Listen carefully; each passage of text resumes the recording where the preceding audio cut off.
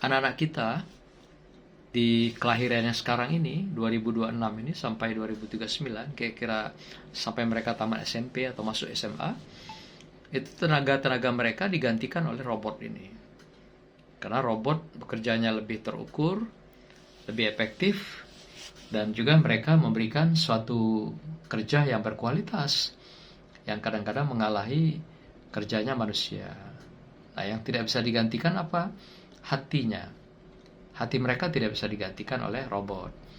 Tapi selain itu, semua bisa digantikan. Kerjaan mereka, kemudian mereka sebagai asisten. Bahkan di Cina, saya melihat ada teknologi itu, mereka sudah bisa mengantarkan barang-barang COD yang kita beli. Kita pesan, misalnya online, yang ngantar itu bukan manusia lagi, tapi sudah menggunakan robot.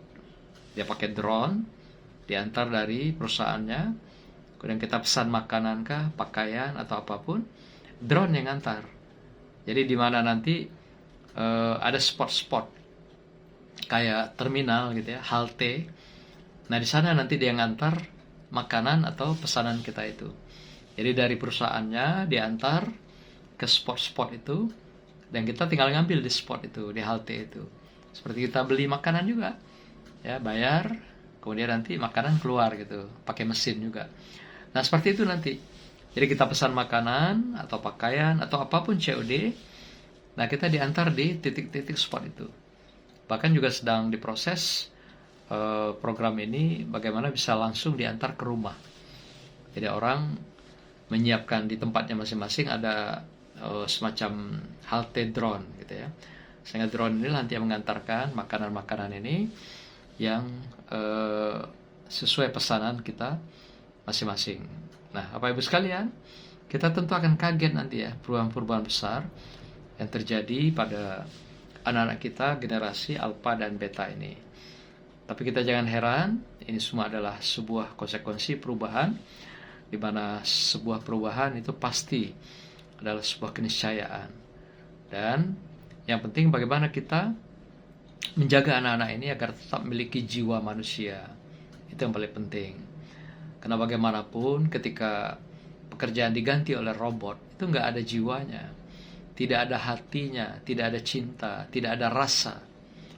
Mereka hanya diduplikasi dalam bentuk kecerdasan manusia. Kemudian pekerjaan manusia itu dialihkan pada robot. Tapi mereka nggak punya rasa. Mereka tidak punya hati. Mereka tidak punya jantung. Jadi mereka tidak bisa merasakan apa yang kita rasakan.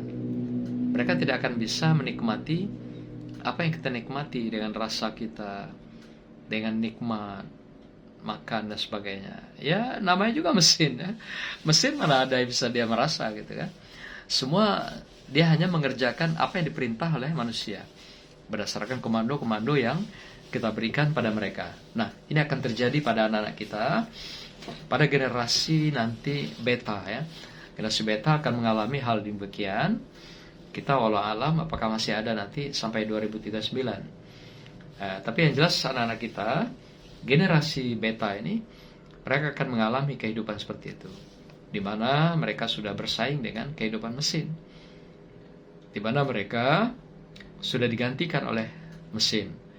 Maka itu kalau anak-anak kita tidak skill, tidak punya kemampuan, tidak punya sebuah kecakapan khusus terkait dengan kompetisi dengan mesin ini, dia akan tergusur. Tenaga mereka akan diambil alih oleh mesin. Nah, maka itu yang penting bagaimana kita di tengah teknologi yang begitu canggih ini, tapi jangan sampai anak kita kehilangan jiwanya, kehilangan manusianya yang seutuhnya di tengah dunia yang dikepung oleh serba mesin. Dalam sebuah teori yang ditulis oleh Mike Crandall tahun 2024, beliau mengatakan bahwasanya buku ini berjudul Essential: The Dawn of Generation of Beta, Redefining the Future of Humanity. Apa yang dimaksud oleh Mike Crandall ini?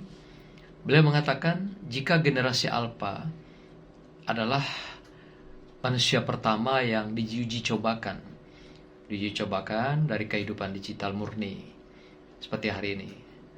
Tetapi generasi beta ke depan adalah evolusi, di mana batas antara realitas fisik dan kecerdasan artifisial itu sudah benar-benar kabur sejak mereka lahir.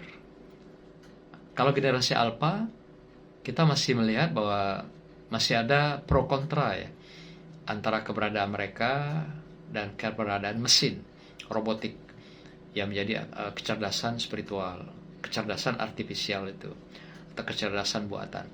Tapi bagi generasi beta yang lahir 2026, yang diperkirakan sampai usia 13 tahun nanti 2039, itu sudah susah dibedakan.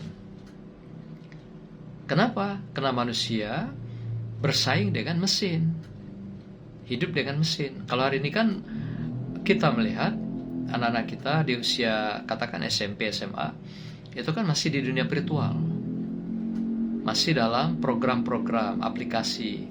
Tapi ke depan itu real. Anak-anak kita beta ini, dia menghadapi betul langsung nanti robotnya, yang nanti ketika jadi pembantu rumah tangga digantikan oleh mesin ini gitu. Mereka akan mengambil peran, menggantikan pekerjaan kantor, dan yang lebih mengerikan, mereka bisa menggantikan fungsi daripada suami dan istri.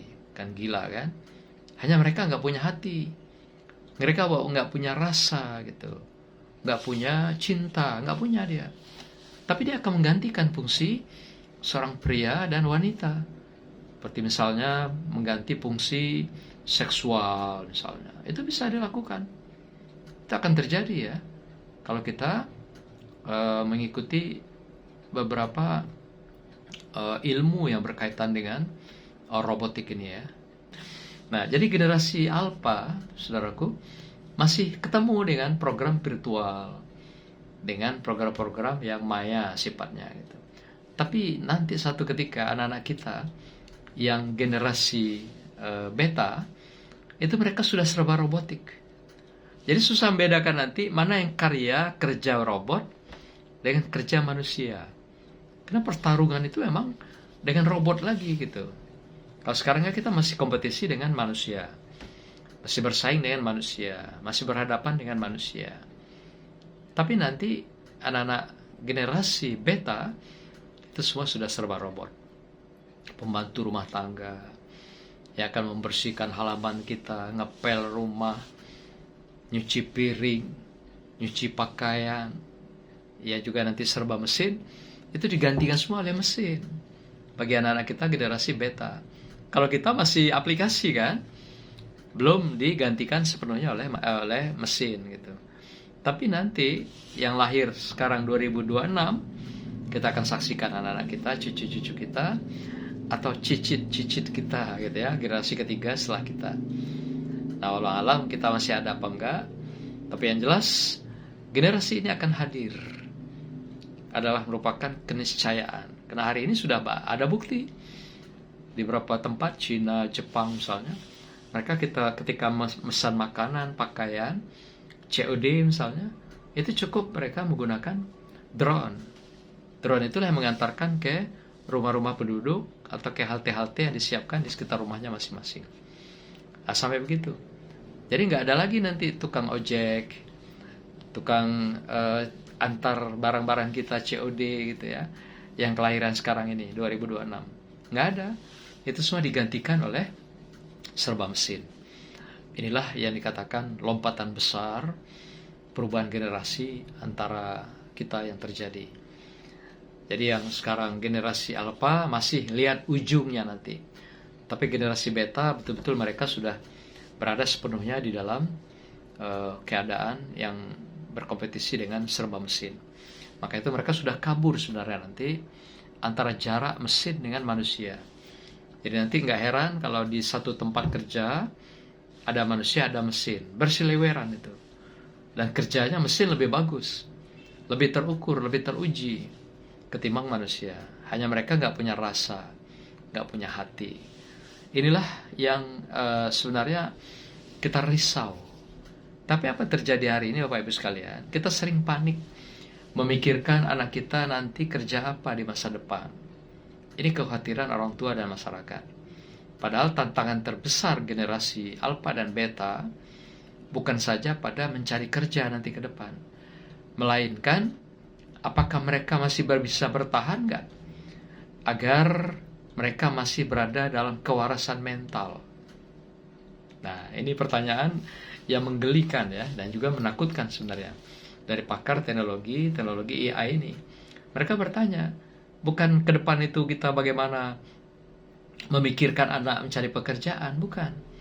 Mereka masih bisa bertahan nggak dengan kewarasan manusianya gitu. Ya karena mereka berkompetisi dengan mesin.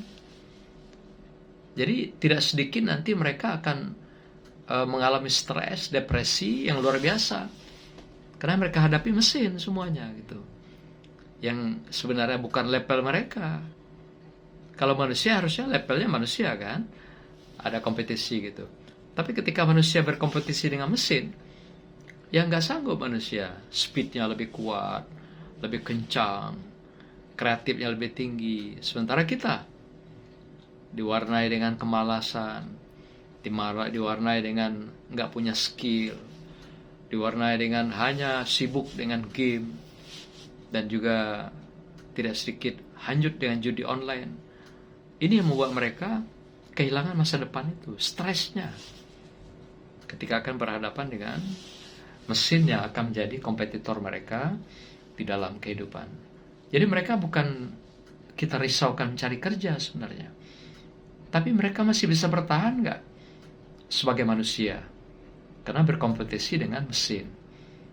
Karena mereka tidak kuat nanti berhadapan mentalnya itu dengan mesin-mesin ini, sehingga mereka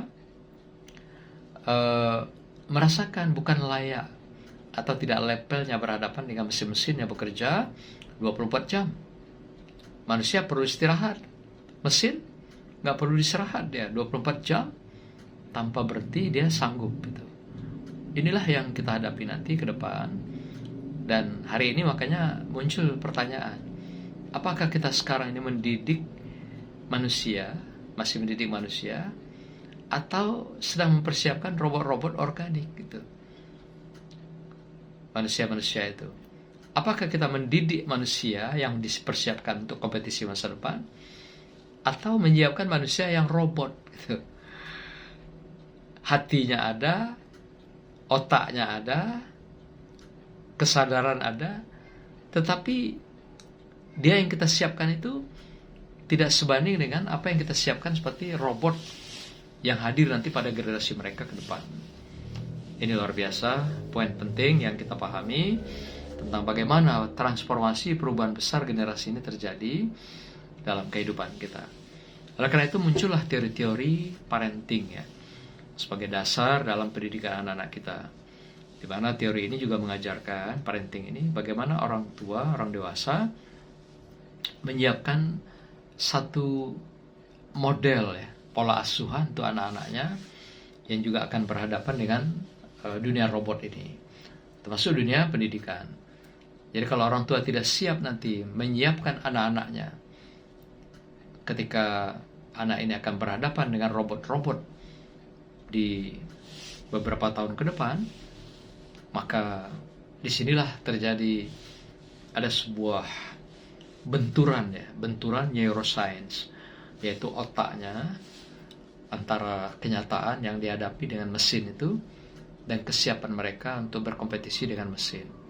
Ini akan terjadi luar biasa, akan tinggi sekali nanti tekanan-tekanan, stresnya, depresi, kalau mereka tidak siap mental menghadapi masa depan yang berhadapan dengan robot-robot ini.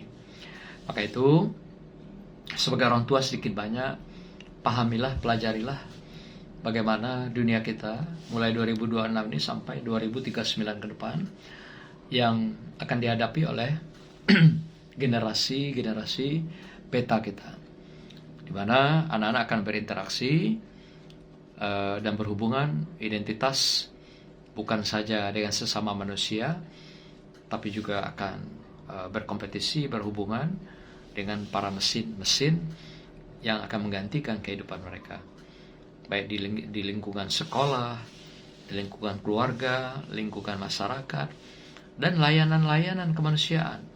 Apakah di hotel, apakah pasar, apakah mall.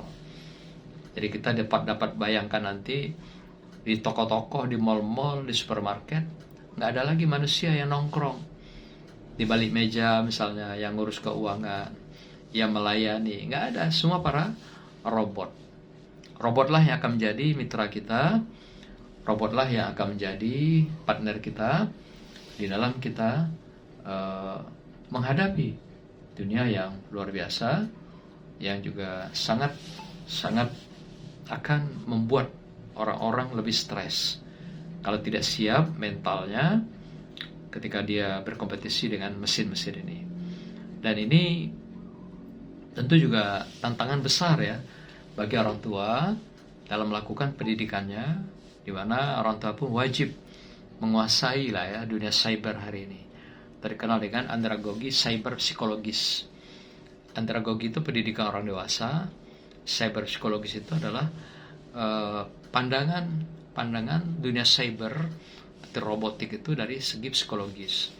Harus pelajari ini. Jadi kalau orang tua sekarang yang katakan anaknya lahir di tahun 2026, belajarlah tentang bagaimana ilmu ya, namanya andragogi cyber psikologis. Cari bukunya atau juga belajar dengan AI barangkali sekarang agak memudahkan mendapatkan buku-buku atau informasi tentang ini. Inilah sebuah model belajar di mana orang tua dilatih untuk membangun ekosistem rumah tangga yang menyeimbangkan antara stimulasi teknologi tinggi, high teknologi, dan juga dengan sentuhan manusia yang tinggi, high touch. Jadi harus ada pembelajaran yang memang dialami oleh orang tua, persiapan untuk menuju masa depan anak-anak kita ini.